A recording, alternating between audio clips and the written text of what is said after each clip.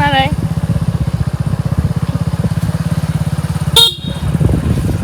এরা হচ্ছে মাছ বিক্রি করে, আগে নদী থেকে মাছ ধরতো, এখন হচ্ছে পুকুর থেকে মাছ ধরে। এটা একটা মন্দির,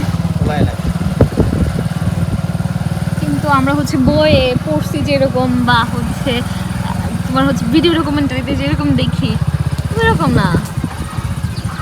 1000 বছর ধরে উপন্যাস পড়ছো তুমি?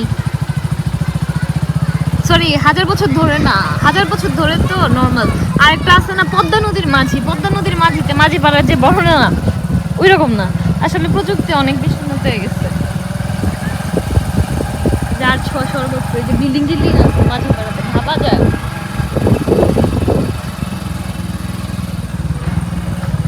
বড় যুগ থাকার কথা, টিনের দুচালা ঘর, এখানে বিল্ডিং। আর বাংলাদেশ আসলে উন্নত হয়ে গেছে। কালী মন্দির না, কালী মন্দির।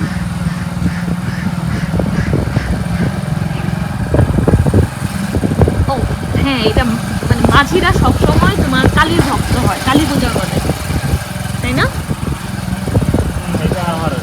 এটা আমি আমি যতটুকু দেখছি, যে বই পড়ছি, যে মাঝিরা সবসময় কালী পূজাই করে।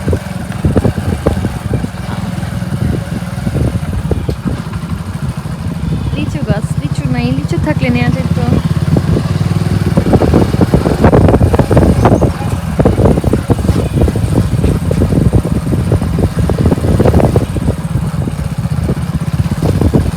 এগুলো বড় হইতে হইতে কি আমি চলে যাবো এই এরিয়া ছেড়ে? এক মাসে হবে না, এক মাসে হইলো 15 দিন না, তখন আমরা ঢাকায় থাকবো।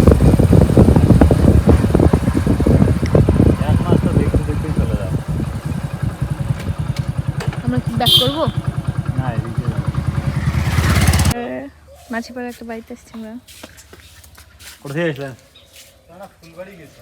ফুলবাড়ি কোথা? আলু পান গাছ, সুপারি গাছে পান গাছ।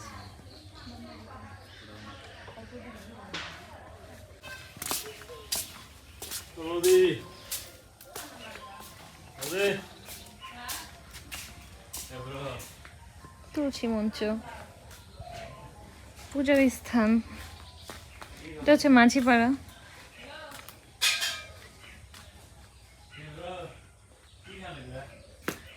এখানে তো কোনো প্রতিমা দেখতে পাচ্ছি না।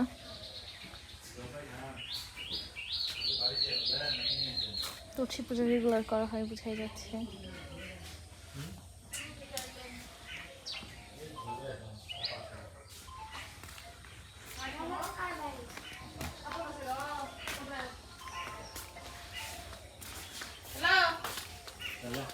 হচ্ছে বাড়ির পেছন দিক টিউবওয়েল।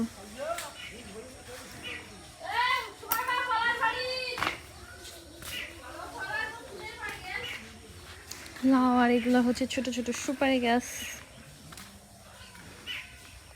কচু, রসুন, মরিচ।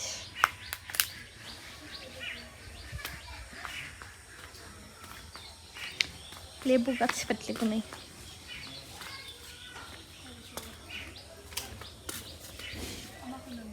যেটা জলপাই আছে।